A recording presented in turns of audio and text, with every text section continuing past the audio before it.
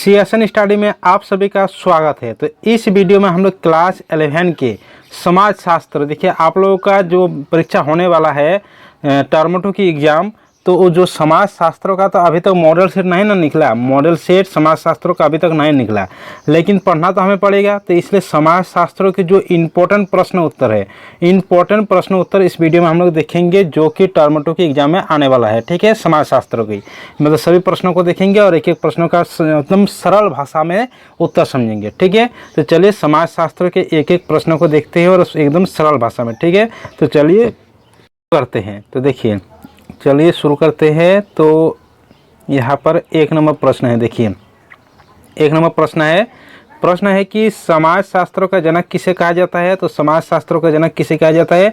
August कैम्प्टो को। तो August कैम्प्टो को समाज शास्त्रों का जनक कहा गया है। इन्होंने सन 1838 में समाज शास्त्रों को परिभाषित किया। तो समाज शास्त्रों का जनक कौन हो गया? ऑगस्ट कैम्प्टो। अगला प्रश्न इसमें है, देखिए ये 3 नंबर लिखा गया लेकिन ये 2 नंबर है कि समाज शास्त्र समाज का विज्ञान है, किसने कहा?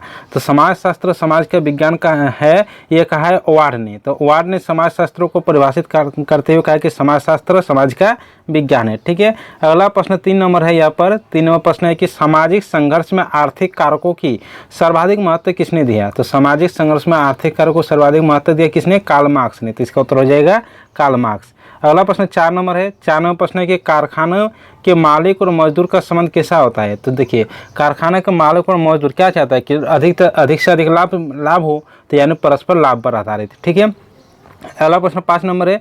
5 नंबर प्रश्न है कि भारतीय सामाजिक व्यवस्था का महत्वपूर्ण पहलू क्या है? तो भारत की सामाजिक व्यवस्था क्या है? जातिवाद है, यानी जाति व्यवस्था है। ठीक है, अगला प्रश्न 6 नंबर देखते हैं। अब 6 नंबर प्रश्न यहाँ पर है, देखिए 6 नंबर प्रश्न है कि शिक्षा ग्रहण करने वाले और शिक्षा देने वाले एक दूसरे से दूर होते हैं, ये कौन सी शिक्षा है? तो एक दूसरे से दूर होते, तो दूर होते यानी दुरुष्ट शिक्षा होगा। तो ये क्या होगा? दुरुष्ट शिक्षा प्रणाली। ठीक है, अगला प्रश्न 7 नंबर है। 7 नंबर प्रश्न है कि एक जगह पर आमने सामने खड़ा व्यक्ति किस समूह की विशेषता है?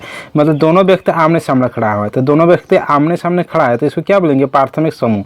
तो ये क्या है? प्राथमिक समूह की विशेषता है। ठीक है, अब अगला प्रश्न देखते हैं। अगला प्रश्न 8 नंबर प्रश्न है, देखिए 8 नंबर प्रश्न है, एकदम सरल भाषा में हम लिखे ये कि सामाजिक स्तरीकरण क्या है? तो सामाजिक स्तरीकरण क्या है कि हमारे समाज में बहुत से लोग रहते हैं, उच्च वर्ग के, निम्न वर्ग के, बहुत सी जाति के लोग रहते हैं, तो उसी के बोलेंगे सामाजिक स्तरीकरण।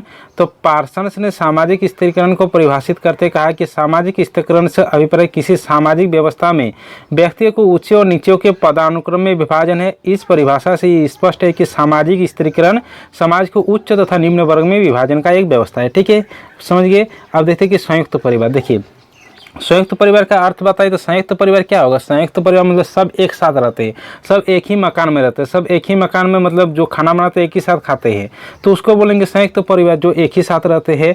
तो संयुक्त परिवार भारतीय समाज की एक प्रमुख विशेषता है। एक संयुक्त परिवार उन व्यक्तियों का समूह है जो साधारणतः एक मकान में रहता है, जो एक रसोई में पका भोजन करते हैं, जो सामान्य फिर यहाँ पर किस संपत्ति के स्वामी होते हैं और जो सामान्य उपासना में भाग लेते हैं, तो जो किसी न किसी प्रकार एक दूसरे के रक्त संबंधी होते हैं। मतलब दोनों के मतलब सभी परिवार के सभी सदस्यों के बीच एक ही रक्त संबंधी होते हैं। ठीक है, अगला प्रश्न देखते हैं 10 नंबर। देखिए 10 नंबर प्रश्न है कि परिस्थिति तथा भूमिका से क्या समझते हैं? देखिए परिस्थिति और भूमिका जो है ना, परिस्थिति और भूमिका दोनों एक दूसरे के पूरक है। अगर परिस्थिति नहीं रहेगा तो भूमिका नहीं रह सकता, अगर भूमिका नहीं रहेगी तो परिस्थिति नहीं रहेगा। लेकिन यहाँ पर एक एक दर्शन है, क्योंकि अब समझते ही बोल दिया। तो परिस्थिति क्या है? तो जब कोई व्यक्ति किसी खास अवस्था में या एक खास समय में एक निश्चित पद प्राप्त करता है तो उसे ही परिस्थिति कहा जाता है। अब भूमिका क्या है? देखिए भूमिका क्या है? तो भूमिका है कि भूमिका का तात्पर्य उन सभी कार्यों से जिनका एक विशेष परिस्थिति के अनुसार व्यक्ति को से पूरा करने की आशा की जाती है। यानी देखिए परिस्थिति के अनुसार मतलब की जाती है, आशा की जाती है, तो उसको कहेंगे भूमिका। प्रश्न यहाँ पर देखेंगे। देखिए अगला प्रश्न 11 नंबर है। 11वें प्रश्न है कि संयुक्त परिवार की 4 विशेषताओं को उल्लेख करिए। तो संयुक्त परिवार, अब यहाँ देखिए कि संयुक्त परिवार किसे कहते हैं तो देख लिए, लेकिन इसके 4 विशेषता क्या है? तो इसके 4 विशेषताएं निम्नलिखित है। एक विशेषता है कि सामान्य निवास, मतलब संयुक्त परिवार का एक मकान आता है, सब परिवार के सभी सदस्य एक ही मकान में रहते हैं जिसमें परिवार के सभी सदस्य निवास करते हैं। 2 नंबर है कि संयुक्त रसोई, सब परिवार के सभी सदस्यों का एक ही रसोई होता है। तो संयुक्त परिवार में एक ही चूल्हे पर भोजन पकाता है और सभी सदस्य उस भोजन को खाते हैं। 3 व्यवस्था की विशेषता यह है कि कर्ता का सर्वोच्च स्थान, परिवार का जो देखिए मुखिया होता है उसी का मतलब इस सर्वोच्च स्थान है। तो परिवार के वयोवृद्ध पुरुष, संयुक्त परिवार या का कर्ता या मुखिया होता है, सभी सदस्य उसकी आज्ञा का पालन करते हैं, पारिवारिक मामलों में उसी का निर्णय अंतिम होता है। ठीक है, अगला विशेषता 4 नंबर है, 4 ही विशेषता देने के लिए बोला गया है। तो 4 नंबर विशेषता है कि सामान्य संपत्ति। तो संयुक्त परिवार में संपत्ति का स्वामी कोई एक व्यक्ति नहीं होता, बल्कि परिवार के सभी सदस्यों को उस पर सम्मिलित रूप से सामान्य अधिकार होता है, यानी जो संपत्ति होते हैं परिवार के सभी सदस्यों का समान भागीदारी होता है। ठीक है, अगला प्रश्न है देखिए 12 नंबर। 12वां प्रश्न है कि एकाकी परिवार की संक्षिप्त टिप्पणियां लिखिए। देखिए अगला देखिए क्या हम लोग संयुक्त परिवार, ये क्या है एकाकी परिवार। देखिए एकाकी परिवार क्या होता है, एकाकी परिवार में वो व्यक्ति उस परिवार के उस सदस्य आते हैं जिसमें देखिए पति पत्नी और उनके बच्चे होते हैं, उनके वे बच्चे जिस बच्चों का शादी नहीं हुआ है उसको बोलेंगे एकाकी परिवार। यानी एकाकी परिवार में साधारण तो 5 से 6 आदमी रह सकते हैं, मतलब होते हैं। ठीक है, तो देखिए एकाकी परिवार क्या है, एकाकी परिवार से हमारा अभिप्राय ऐसे परिवार से है जिसमें पति पत्नी और उसके अविवाहित बच्चे रहते हैं। इस प्रकार इसके सदस्यों की संख्या 5 से 6 तक होती है। फलस्वरूप आकार की दृष्टि से यह परिवार सबसे छोटा होता है। पहले भारत में ऐसे परिवारों का प्रचलन नहीं था। औद्योगिकरण तथा नगरीकरण के कारण संयुक्त परिवार के विघटन होने से भारत में भी एकाकी परिवार का प्रचलन बढ़ता चला जा रहा है। भारत में हुए विभिन्न अध्ययनों से भी इसकी पुष्टि होती है। आज लोग एकाकी परिवार को ही पसंद करते हैं, फलतः इसकी लोकप्रियता भी बढ़ी है। ठीक है, अगला प्रश्न देखिए 13 नंबर है। 13वां प्रश्न क्या है कि स्थानांतरित खेती से आप क्या समझते हैं। देखिए स्थानांतरित खेती क्या होता है कि किसान क्या होता है कि एक जगह खेती किए, मान लेते इस जगह पर खेती किए, फिर उस खेती के मतलब जो होते हैं कि उसको काट कर फिर उस ज़मीन को जला देते हैं, फिर उस जगह पर फिर खेती करते हैं। तो इस तरह से एक ही जगह पर बार बार खेती करेंगे तो इसकी उर्वरा शक्ति घट जाती है। तो इस जगह को छोड़कर किसान अब दूसरी जगह पर खेती करना शुरू कर जाते हैं और वहीं पर उस जगह पर वही प्रोसेस करता है, या वह भी फसल को काट कर फिर उस जमीन को जला दिया जाता है, फिर दूसरा फसल उगाया जाता है।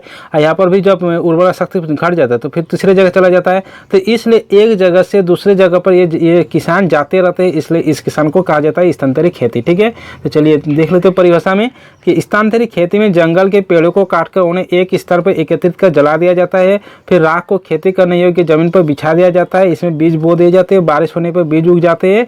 जब 1-2 वर्ष के बाद उस स्थान की भूमि की उर्वरा शक्ति समाप्त हो जाती है तो स्थान परिवर्तन करके दूसरे स्थान पर इस प्रकार की खेती की जाती है। इसलिए इसे लिख लीजिएगा, इसलिए इसे स्थानांतरित खेती कहा जाता है। ठीक है, इतना लिखना है।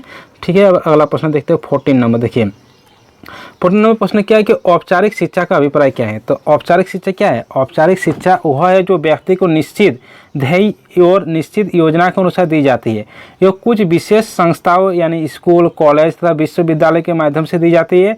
यह प्राय 3 वर्ष की आयु से प्रारंभ होती है और 25 वर्ष की आयु तक चलता रहता है। तो ये औपचारिक शिक्षा 3 वर्ष से शुरू होती है, 25 वर्ष की उम्र तक चलती है। इस शिक्षा से मूल तत्व शिक्षार्थी, शिक्षक तथा शिक्षण प्रणाली माने जाते हैं। यह प्राय व्यवसायोन्मुख होते हैं। ठीक है, तो इस वीडियो में हम इतना ही करेंगे क्योंकि वीडियो बहुत सारा लंबा बन जा रहा है। तो ठीक है, आप लोग इतना पढ़ लीजिए। इसके बाद हम भी और जो आप लोग का सोशोलॉजी है यानी सोशोलॉजी यानी समाजशास्त्र, उसके और इम्पोर्टेंट प्रश्न उत्तर हम लाएंगे इसी चैनल में। ठीक है, तो अगर इस चैनल को सब्सक्राइब नहीं किया तो चैनल को सब्सक्राइब कर दीजिए, वीडियो को लाइक कर दीजिए और वीडियो को सभी दोस्तों के साथ शेयर कर दीजिए और बेल आइकन को भी दबा दीजिए। चलिए मिलते हैं अगले वीडियो के साथ।